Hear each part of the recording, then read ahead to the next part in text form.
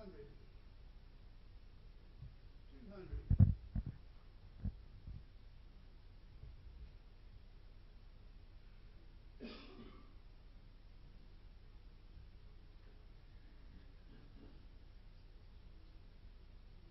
Hallelujah, praise Jehovah, from the heavens praise his name. Praise Jehovah in the highest, all his angels praise proclaim. All his hosts together praise him, sun, moon, and stars on high. Praise him, O ye heaven of heaven, and ye floods above the sky. Let the praises give Jehovah, for his name alone is high, and his glory is exalted, and his glory is exalted, and his glory is exalted, far above the earth and sky. Let the praises give Jehovah, they were made at his command. When forever he established, his decree shall ever stand. From the earth, oh, praise Jehovah, all ye floods, ye dragons all. Fire and hail and snow and vapor, stormy winds that hear him call. Let them praise the gift Jehovah, for his name alone is high, and his glory is exalted, and his glory is exalted, and his glory is exalted, far above the earth and sky. All ye fruitful trees and cedars, all ye hills and mountains high, creeping things and beasts and cattle, birds that in the heavens fly, kings of earth and all ye people, princes, great earth judges all. Praise his name, young men and maidens, aged men and children small. Let them praise and give Jehovah, for his name alone is high, and his glory is exalted, and his glory is exalted, and his glory is exalted, far above the earth and sky.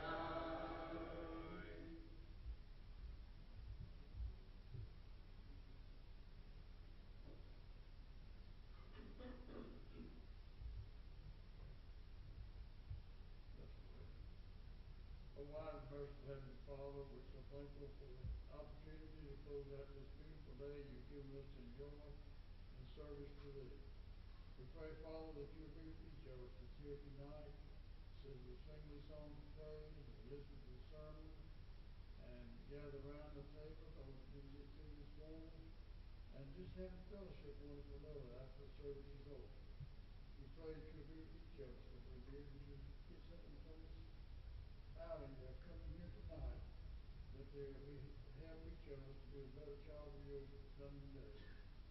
We pray, Father, that you'll be with each of those mentioned this morning that's in need of our prayers, that's having physical problems, undergoing tests, awaiting surgeries, and just so many various things they are different ones are suffering. And we pray that you'll be with them and the ones in ministry that are needing, that something can be done for each one of them, that they'll get over this problem that they're having and be able to get back to a normal walk of life. And we pray, Father, that you will be with each of us as we go about our daily walk of life, because we all undergo problems, things that get in our way and keep us from doing what we need to do. There's just so many different ways Satan can work on our lives to slow us down. And we pray that you will be with us and help us to be able to push back and carry on with what we're trying to get done. We pray, Father, that you will be with the leaders of our country, that they will look to you for guidance in the decisions that they make for each one of us to live by. We know that you have issued the commandment for us to obey the laws of the land, but there's some things it's hard for us to be able to take with the way things are going. And we pray that something will be done or said that will change the nation, the direction that we're going as a result of these things. We pray also, Father, for the leaders of the world, that they may get more closer to each other and show a little more love for each other rather than that much more hatred as they're doing it today. This world is really turned bad, and we pray that there's so many things to be done that you can do it, and we pray that you will before it's everlasting and too late for us. We pray that you will continue to be with each one of us as we go about our daily walk of life, as going about and speaking to friends and loved ones, and just being in the workforce and things of that nature, that we will live a life that others will know for sure that we're a child of yours, and that we are very much trying to get them to come join. And we pray that as we do these things, that we will have a ready recollection of what we want to teach them and say to them in these things, so some good may come from these various things. We pray that you'll continue to be with Brother Norm as he stands before us week after week, bringing us lessons from your word, and help not only him to present it in a way we can understand it, but help us to be able to have an open mind to things he says, and be able to grasp and understand the lesson that he's trying to get across to each one of us. And we pray, Father, that you would be with all of us, be with the song leader, Brother Dan, as he leads singing here each week. Pray that you have a recollection of the songs he wants to sing, and that as we all sing these songs, that we will sing with the spirit and the understanding of what we're singing in them. For this is the way that we can talk to God, by singing these songs. Continue to be with us and help us, Father, to do those things that we should be doing, such as the things you have laid out for us that you expect us to do. Help us to go about doing these things the best of our ability. And we pray that where we fail, which we do so many times, that you can help us to get back on the right track and do like we should. Forgive us of the things that we do that we shouldn't be doing. Help us to realize this and turn our back on these unnecessary things that's sinful in our life. Once again, we ask you to continue to be with us, forgive us of these sins, and help us to learn something from this lesson tonight as we hear. We're asking in Christ's name. Amen.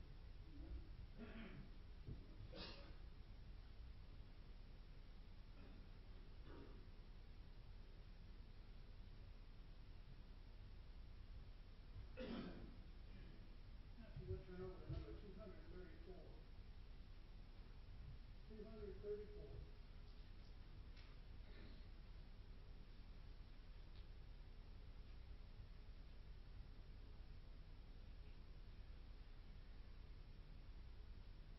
I'm pressing on the upward way to my Sunday every day, still praying as I onward bound.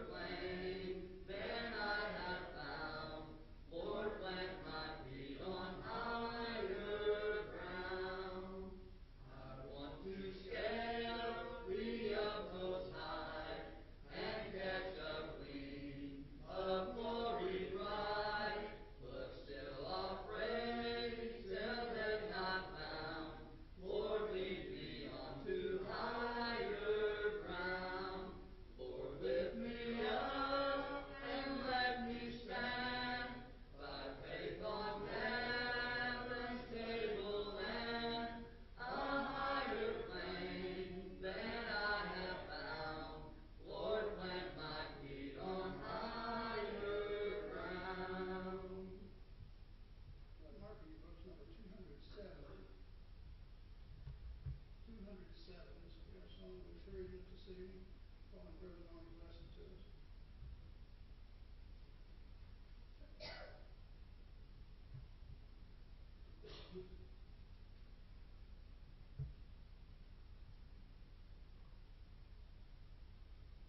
If you have that, Mark, if you would turn over to number 825. 825.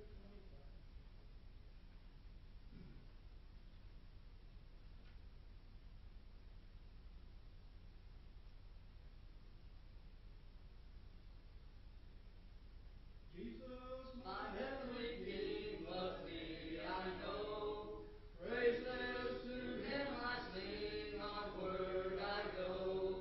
Closely to him I cling, blessings still flow. I love my Savior too. I love my Savior. He loves me too.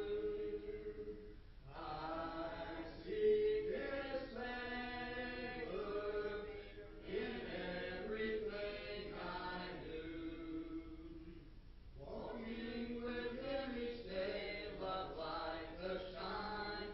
Doing his will always, never refine. Kneeling to him I pray, thy will, not mine. I love my Savior too. I love my Savior. He loves me too. I seek his favor in everything I do. Happy to serve my friend, lean on his arm. Rapture will never end, nothing alarm. Voices will sweetly blend under his charm.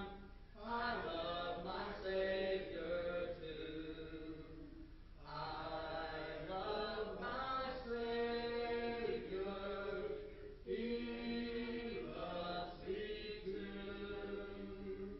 I seek his favor in everything I do.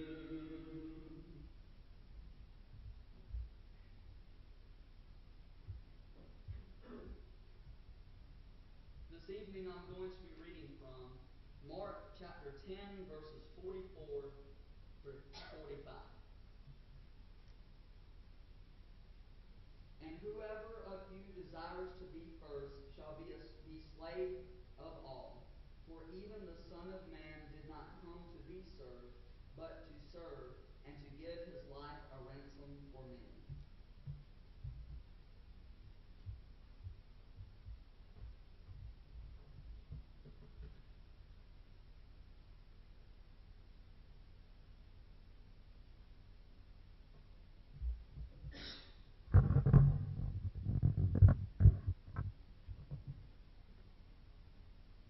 In our text for this evening, Mark chapter 10, beginning with verse 35, you've got the parallels in Matthew and Luke that go along with this week's survey of the Gospels, but we wanted to kind of focus on Mark's account and draw our lesson from there this evening.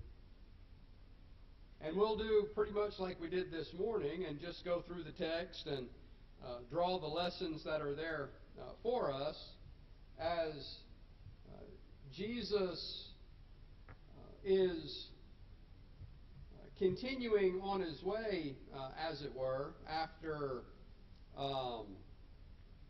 dealing with the rich young ruler and the interaction there and the lessons that stem from that. It goes on in verse 35, and again, there's a little bit of difference between Matthew's account and Mark's account.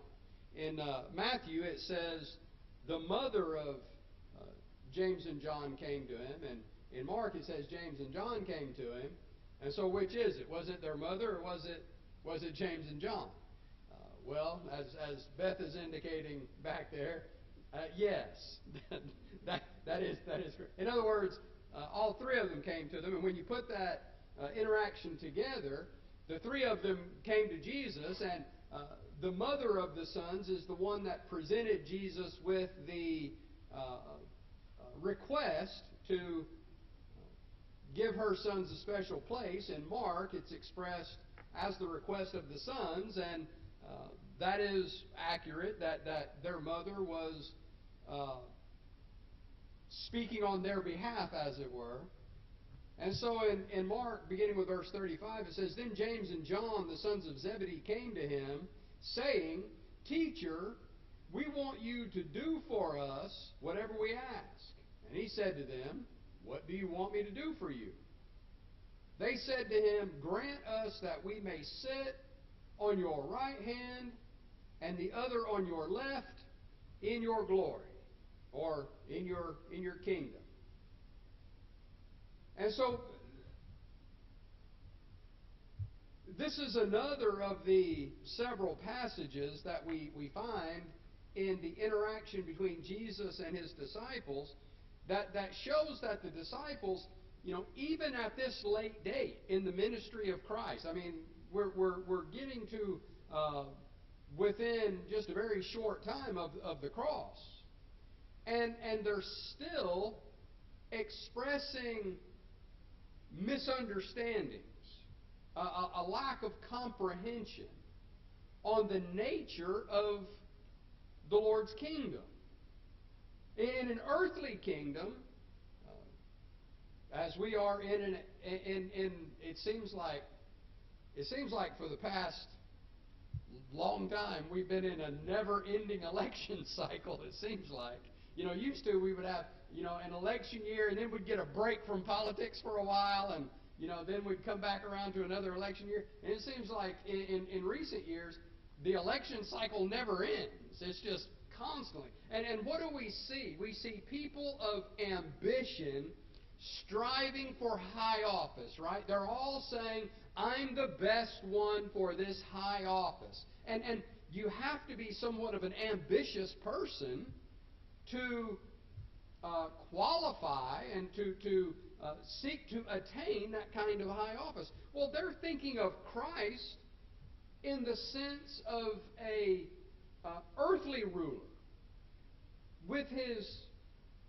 staff, if you will, or his vice president and chief of staff and his executive cabinet, and they're looking at it from the standpoint of being ambitious to get those high positions of power. And that's what they're asking Jesus here. That when Jesus comes into his kingdom, when he is glorified as the King of Israel, as the Messiah was supposed to be, that they would be there standing on his right hand and on his left hand. They would be the top executives in his administration, as it were. And that is a prideful, worldly kind of ambition.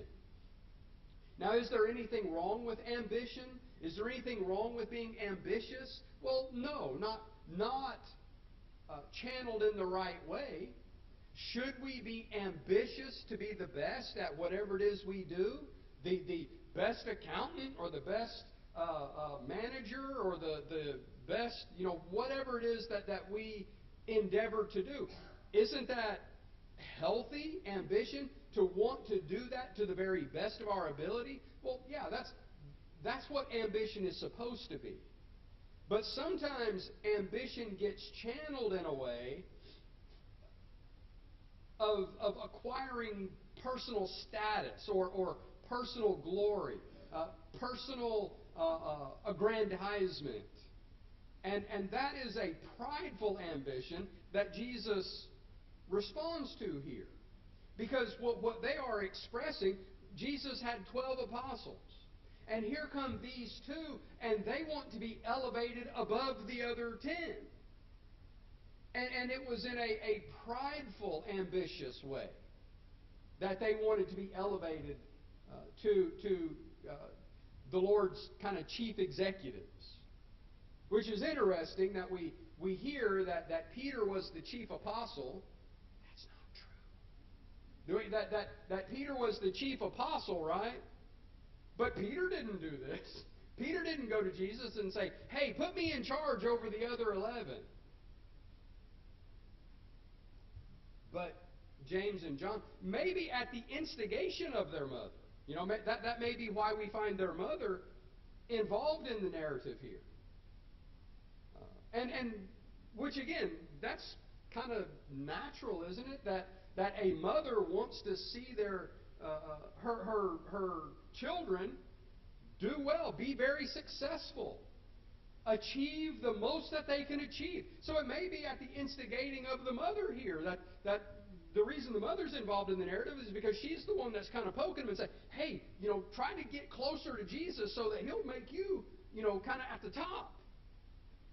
And motivating this prideful ambition that Jesus responds to in this text. And there are some great lessons in this passage about what true greatness is. What we really should be ambitious for, rather than personal status, rather than saying, well, I want to be the one standing at the right hand and the left hand. But rather than that kind of prideful ambition, a godly ambition, a righteous ambition. Jesus shows what that is here and exemplifies that. And so as we go through this, we'll see a few things pointed out. First of all, the worldly desire for greatness, right? That's that prideful ambition. And we pick up with our reading there in Mark chapter 10 and verse 35. Then James and John, the sons of Zebedee, came to him saying, Teacher, we want you to do for us whatever we ask. Well, that's already a pretty ambitious question to ask Jesus, right? A pretty ambitious request. We want you to... Now, we're not going to tell you what it is we want yet, but we want you to agree to do whatever we ask. Well, who would agree to that? Right? If somebody comes up to you and says, hey, I want you to agree to do whatever it is I ask you to do.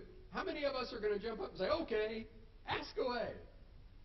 Well, no, we're not going to do that. We're going to say, well, what is it that you, which is what Jesus does. Well, what is it that you're wanting? Right? We want to know what's going on first. So Jesus says, and he said to them, what do you want me to do for you? They said to him, grant that we may sit one on your right hand and the other on your left in your glory. And so that's that worldly mentality of greatness. To be at the pinnacle of power, to be at the right hand and the left hand of the man in charge. That idea that, if I'm standing there with him, if I'm up there, chief of staff or vice president or what have you, if I'm up there with the head man, then that will make me great. And that's how the world thinks, right? That's kind of a worldly concept of greatness. And you see it again in verse 41. You drop down to verse 41. It says, and when the 10 heard it, they began to be greatly displeased. I pointed out this morning in the Bible class where it says that Jesus was greatly displeased, that the disciples were restricting the parents from bringing the children to him. It says he was greatly displeased. And that translation, greatly displeased, isn't really a good translation because the Greek word there means indignant. Indignant means being angry over a perceived injustice. And that's the same word here. It should be indignant. And when the 10 heard it, they began to be indignant with James and John. So think about that word indignant for a minute and what it means here. That when the 10 found out that James and John were kind of jockeying for position, kind of trying to maneuver their way in there so that they can be at the right hand and left hand of Jesus, which would put them above, in their mind, would put them above all the others, that the 10 perceived that as an injustice. Being angry over a perceived injustice. And so the 10 are somewhat guilty of thinking the same way, aren't they? Right? They're trying to do us wrong. They're trying to get a position above us. They're trying to do us wrong. We're indignant about that. That's what it says. They thought that they were being done unjustly. It doesn't say that any of the 10 said, well, I think you guys have the wrong perception of greatness. We don't see that. No. They seem to have the same idea of greatness that the 2 had, that were kind of trying to jockey for position, and the 10 react to that. Well, they're trying to outmaneuver us. They're trying to take something away from us. They're trying to get a position ahead of us. And they see that as an injustice against them. And so they're kind of thinking in the same way of this worldly idea of greatness, this worldly desire for greatness. Now, I don't know why I bother to put the text on the screen when I don't click the clicker to put it on the screen for you. Well, I'll do better. So there's this worldly perception of greatness on the part of all the apostles. And all the way up to Acts chapter 1. When they asked the Lord, is it now that you're going to restore the kingdom to Israel? They still have this misconception of the nature of the kingdom that Jesus was going to establish. Now, of course, after that the Holy Spirit is sent to them in Acts chapter 2, that misconception is cleared up, obviously, because they have that direct inspiration from the Holy Spirit, that direct revelation from the Holy Spirit, and then they're shown everything clearly. And so they never express that misconception anymore after that. But all the way up to Acts chapter 1, they're still not clear. They still have this mentality or this view that it's going to be an earthly kingdom and that they're going to be some great people in this earthly kingdom. Well, they're expressing that here. And then as we look on at the text, we see the worldly expression of greatness. So they have the worldly desire for greatness that they've already expressed, the 2 saying, make us the greatest, and then the 10 saying, oh, no, you don't. You can't get ahead of us, right?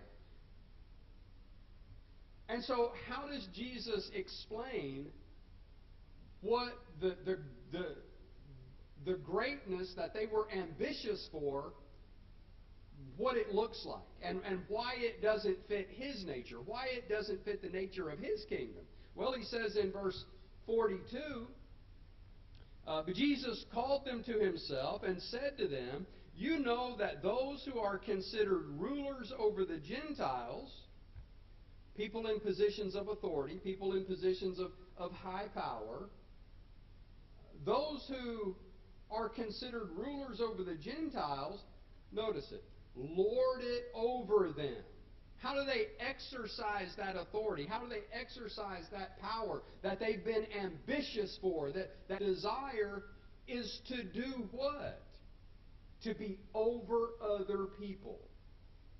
That prideful desire to be able to lord their will over other people. Right? What did Peter say about elders in 1 Peter chapter 5? That they don't lord it over the flock. They don't lord it over. Are elders in a position of authority? Yes. Why is it a good thing for a person to desire, 1 Timothy chapter 3, for a person to desire the office of the elder. Paul says that the person that desires a good work. Well, Peter says, not if they desire it to lord it over people, right? And unfortunately, I've seen this, and it is tragic for the congregation where it happens, that somebody gets in the eldership not out of a desire to serve God, not out of a desire to serve the congregation, but out of a desire to control, out of a desire to, as Jesus says here, and as Peter says, to lord it over the congregation. Well, what does that mean? That means that I want to be in a position of power. I have this prideful ambition to be in a position of power so that I can tell other people what to do. Well, Jesus said, that's worldly. That's worldly thinking. See, that's the kind of greatness or the kind of rulership. That's what the world thinks of as great. Somebody who's in a position of power that gets to tell other people what to do. And they think that they're great because of that. And so he's making a contrast here that we're going to see in just a minute that's very powerful. So he says, the rulers of the Gentiles lord it over them. They get into a position of power. They've jockeyed for a position of power. They've campaigned for a position of power. Out of what desire? What is it that they are wanting that power to express? Control. Rulership. To tell other people what to do. I'm the person in authority. You better listen to me. That kind of attitude. Well, that's prideful ambition. And Jesus is rebuking it here. And their great ones exercise authority over them. Well, that's the authority he's talking about. Are the elders in a position of authority? Yes. The elders, the decision that the elders make for the congregation are authoritative. And the congregation is supposed to respect those decisions. But the key is the motivation for the decisions that the elders make. Because when you have someone in a position of authority, that their motivation for making decisions is just to, as he says here, exercise authority over them. Right? That means that the decision is not really based in what's best or is in harmony with the will of God or is an expression of dedication to the glory of God. That's not the motivation for the decision. The motivation for the decision is, you will do what I say. And Jesus says that's worldly. That's that kind of worldly exercise of authority. That's what the world sees as greatness. The world views that as greatness. That's what worldly people try to attain to. That prideful ambition for power, for authority, for control. And he says that they're not supposed to be that kind of people. In verse 33, we'll go on. Yet it shall not be so among you. So what does that say about what's going on here amongst the apostles? James and John want to be in a position of worldly authority over the rest of the apostles, over the people of Christ, the followers of Christ. They want to be in a worldly position of power, to have control, to have power, to be able to express authority. And that's the wrong way to think. That's the worldly mentality. We're not supposed to think that way. Jesus tells them, it's not like that among you. And so Jesus corrects them, first by telling them what the real cost of true greatness is. The real cost of true greatness. And when somebody is desiring a position of power for their own gratification of control and authority over other people so that they can lord it over other people, Well, that's not the kind of person that's going to be willing to really pay any true costs for that. You know, that's not the kind of person that's going to be really willing to give up anything. They want something for themselves, not to give up something of themselves. And so Jesus contrasts that here by showing the true cost of true greatness. If you go back up to verse 38, when Jesus responds to James and John, it says, "But Jesus said to them," there you go. But Jesus said to them, "You do not know what you ask." Right? Y'all don't really understand what greatness really is. You think you know what it is because you look at the Gentiles, you look at the worldly rulers and how they exercise authority over people, but that's not true greatness. You don't really understand. You don't know what you're asking for. Now, what does he say? You know, we have that saying, be careful what you ask for because you just might get it, right? He kind of says that here. You do not know what you ask. Are you able to drink the cup that I drink and be baptized with the baptism that I am baptized with? So Jesus is telling them here, you know, if you want to be at my right hand and my left hand, you're going to have to go where I go. And I'm about to drink a cup that you're not going to want to drink. And to be baptized with a baptism that you're not going to want to be baptized with. Because it is sacrificial. Jesus was going to sacrifice himself to purchase the church with his own blood. Jesus is the head of the church by means of tremendous sacrifice.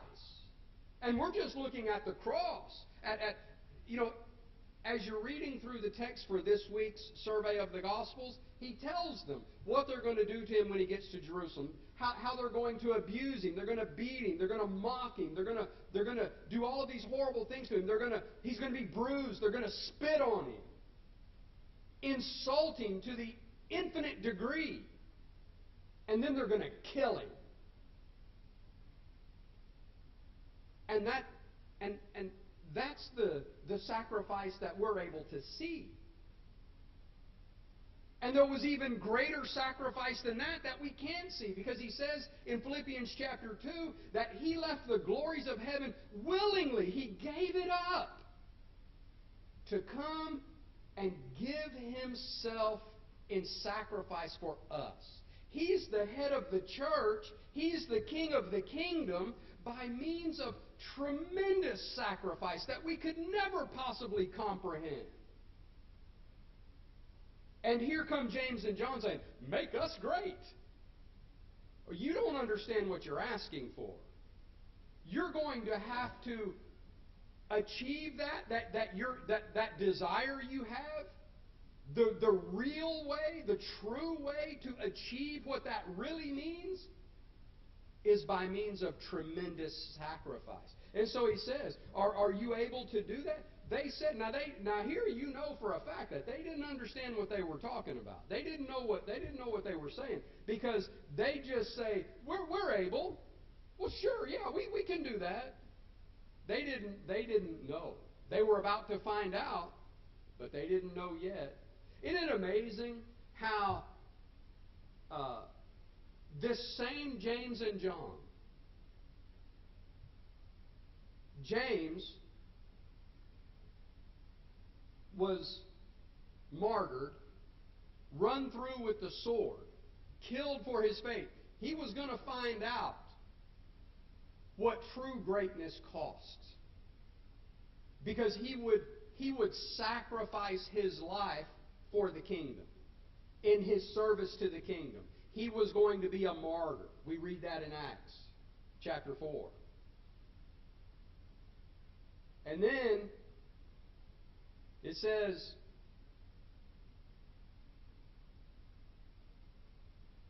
that John would remain, as it were. So John that we know of didn't die a martyr's death. John is the only apostle that we know. So isn't that interesting that James was the first apostle martyred, and John was the only apostle that didn't die a martyr's death, to the best of our knowledge. He lived to be very aged. And one of the things that's written about John in his elder years is he had gotten so feeble that they had to carry him around on a bed, and that as they would carry him around from place to place, he would just say, "Love one another, love one another, love one another." You read the epistles of John, the Gospel of John, the epistles of John. What's it all about? Love. John is referred to as the apostle of love. And so these same two apostles, they were going to find out what it costs to be great in the kingdom of God, and what that greatness looked like, serving the saints, serving the children of God, not lording authority over them, but serving them. They were going to find that out, but here they don't understand that. They just say, "Yeah, we're able." So Jesus said to them, "You will indeed drink the cup that I drink, and with the baptism I am baptized with, you will be baptized. But to sit on my right hand and on my left is not mine to give, but it is for those for whom it is prepared." And, there's a lot of different ideas about what that means, and some of them are good, some of them are bad. But they were asking for a position of authority in the Lord's kingdom above the others. Well, Jesus tells them that they're going to sit on 12 thrones, and that they are going to be authoritative in the kingdom. But what was their authority? It was to give the doctrine of the church. It was to give the doctrine of Christ for the church to follow. And they went around and they planted congregations, and they taught congregations, and they strengthened congregations. They served. And it cost them tremendously. Beatings, imprisonments, martyrdom. In Fox's Book of Martyrs, he goes through the different traditions, because only John is recorded, or not John, James. Only James is recorded that he was killed by the sword at Herod's decree. But in Fox's Book of Martyrs, he talks about how all the apostles died according to tradition, extra-biblical history, and how they died. And they all died a martyr's death except for John. And so when he says, "You will indeed drink the cup that I drink," we read the book of Acts, and we see Peter and John in prison, Peter and John getting beaten, Peter and John being chased around, Paul being chased around, beaten in prison.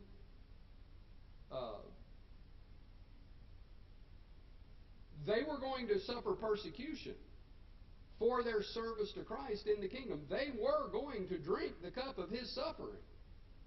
They were going to be baptized with the baptism of suffering, and that's the baptism he's talking about there, that complete immersion in suffering, in sacrifice. So what's the real cost of true greatness in the Lord's kingdom? It's self-sacrifice. We have to be willing to give up ourselves, even unto death. Be faithful unto death, and I will give you the crown of life, the Lord said. We have to be willing to drink that cup of his suffering and to be baptized with that baptism of his suffering, to do whatever it takes to serve the kingdom of God. That's what that's the real cost of true greatness. They didn't know what they were asking for, but they were going to find out. Right? Again, Jesus kind of saying here, be careful what you ask for, because you just might get it. They were going to get it. They learned. They found out. But when he says, it is for those for whom it is prepared, right? Even in the apostolic age, even during the time of the apostles, the apostles had an authority in the church that extended beyond the local congregation. The only other person in the church whose authority extends beyond the local congregation is Christ. But in those local congregations, who were the ones in authority in those local congregations? Right? You think about that. Christ is the head of the church. And so, who in this congregation stands in authority with Christ? Well, it's the elders of this congregation, not another congregation, not a council somewhere, not every 6-year conference or a college. It's the elders of this congregation, serving this congregation under the headship of Christ. Right? So even the apostles, even though the apostles' authority extended beyond the local congregation, there was still more immediate authority in the congregation under the headship of Christ. And I think that has some application here. They didn't really understand what they were asking for. But they were going to find out what it cost to really serve the Lord like this. And then we see the real expression of true greatness. And so we have the contrast here to how the world expresses greatness, how the Gentiles the rulers of the Gentiles lord it over them and express authority over them to control and to rule and to subjugate, if you will. You know, in the Lord's church, whether you're talking about the elders, whether you're talking about in the marriage, the husband and wife, whatever authoritative position, authoritative role you're looking at in the kingdom of Christ, one of the things it never says, one of the things it never tells the elders to do, or it never tells a husband to do in his family, is to subjugate his wife, or to subjugate his children, or for the elders to subjugate the congregation. No, whose responsibility is the submission? It's the responsibility of the congregation to be in submission to the elders. It's not the elders' responsibility to subjugate the congregation. That's the wrong way to do it. That's the lording it over and that worldly expression of authority. It's the congregation's responsibility to willingly, happily be in submission to the elders. It's the wife's responsibility to be in submission to her husband. It's not the husband's responsibility to subjugate the wife. Right? That's that worldly expression of power. You will do what I say. You are under my authority. Get under my thumb. Right? The Bible doesn't say to do that anywhere. It says that the person in the role of submission is to fill that role willingly, not because they're being forcefully subjugated. And so Jesus gives the real expression of true greatness. And it's not like the worldly expression of greatness. It's not an expression of subjugation. It's an expression of servitude. To serve others. To willingly sacrifice of myself in service to others. That's what greatness in the kingdom of heaven is. What it looks like. How it's expressed. And so he says, going on in verse 43, yet it shall not be so among you. Right? This kind of worldly expression of power, that's not how it looks in the kingdom of heaven. That's not how it's supposed to work in the kingdom of heaven. Yet it shall not be so among you, but whoever desires to become great among you shall be your servant. Right? So in the kingdom of heaven, if you desire greatness in the kingdom of heaven, It's because you desire to be the best servant of God's people that you can possibly be. The best servant for Christ that you can possibly be. That's how you do it. That's what greatness in the kingdom of heaven looks like. And whoever of you desires to be first shall be slave of all. If you want to be great in the kingdom of heaven, act like you're everybody else's slave. We talked about that this morning, right? That kind of extreme commitment, right? The rich young ruler had to go to the extreme of expressing commitment to Christ by selling everything that he had to show that there was nothing he would let get in his way of following Christ. Or the ones who consider themselves eunuchs for the kingdom of heaven's sake. That extreme expression of dedication to God, that I desire above all else to be faithful to God, so much so that I will live a celibate life so that I can be faithful to God. Right? That kind of extreme commitment. Well, here it is. We have another example of that extreme commitment to Christ. What it takes to express that real commitment that we're supposed to have to the Lord. I'm a slave. I'm not free. I am the slave of Christ. I'm the slave of God's people. And I will use myself up just like a slave to serve God's people. That's extreme commitment. And in this week's text, we have example after example after example of that. Extreme commitment.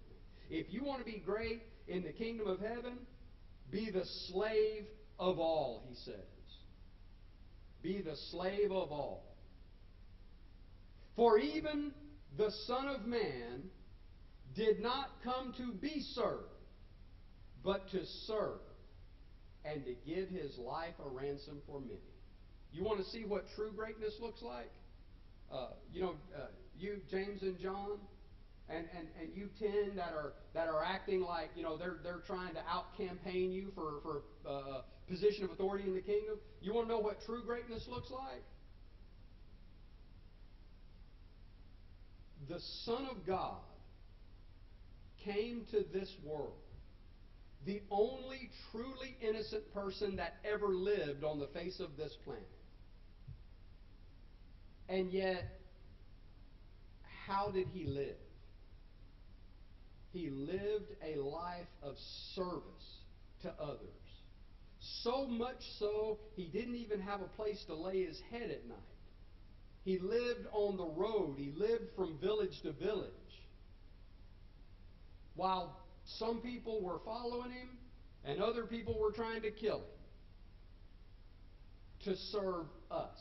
Ultimately, to give his life on the cross to serve us. For the Son of Man did not come to be served, but to serve, and to give his life a ransom for many.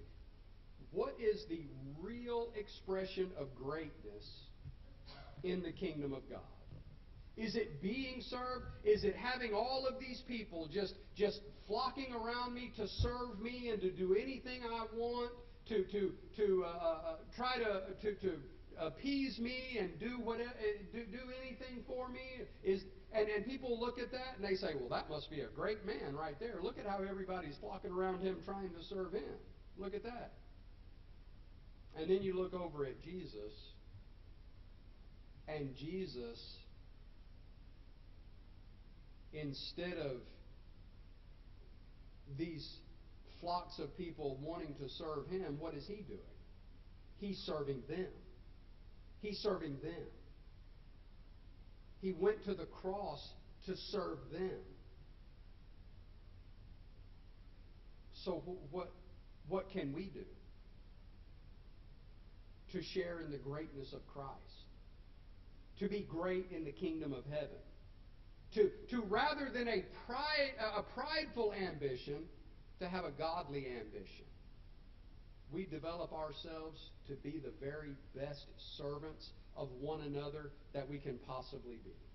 To serve one another even at our own cost. even if we wear ourselves out in serving one another. That's the example we have of the greatest one that ever walked on the face of the planet. And so that's the example we're supposed to follow. That's the expression of real greatness, serving others. The Son of Man did not come to be served, but to serve, and to give his life a ransom for all. He gave his life a ransom for you so that you could put him on in baptism and live a life of faithfulness in his kingdom, a life of true greatness, of service to him and service to one another. If you need to respond to the gospel's call this evening, pray that you'll come while we stand and sing. Hark the gentle voice of Jesus calling tenderly upon your ear. Sweet his cry of love and pity calling. Turn and listen, stay and hear. Ye that labor and are heavy laden, lean upon your dear Lord's rest.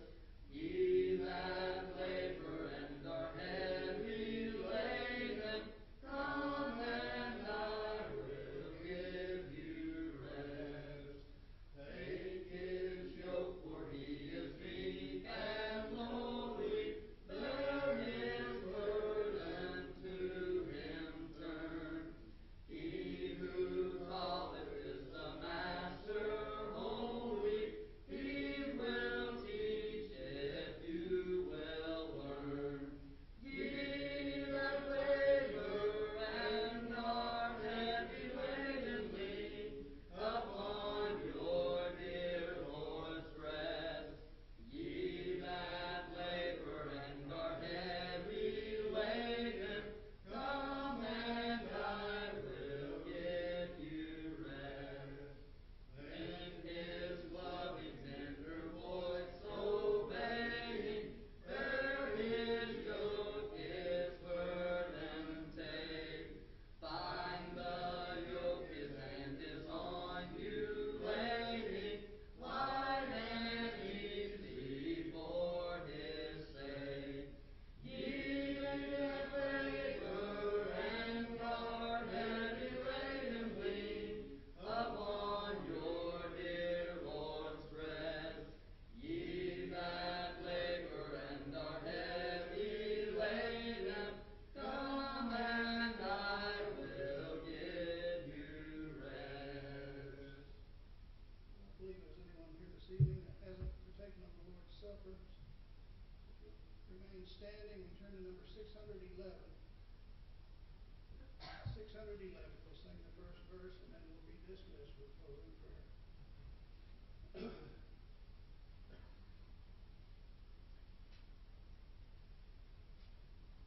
Take the name of Jesus with you, child of sorrow and of woe. It will joy and comfort give you. Take it, and wherever you go, precious name, oh how sweet, hope of earth and joy of man. Precious name, oh how sweet, hope of earth and joy of heaven. Bow for closing. Most God and merciful Heavenly Father, as we come to the close of our time here today, we give you thanks and praise for the beauty of this day, Father, and the wonder that you love and power of your creation that is visible to us each and every day as we live here on this earth, Father. Dear Lord, now as we are about to leave this place and go out into the world in the coming week, pray that you will guide and direct our pathways, Father. Help us to be the examples to those that we come in contact with that we should be, Father. And help us not to be discouraged or despondent, Father, but always come to you in prayer for strength and encouragement, Father. Now as we're about to leave this place and go our separate ways, I pray that you would grant us safety to our homes and help us to come again at the next appointed time.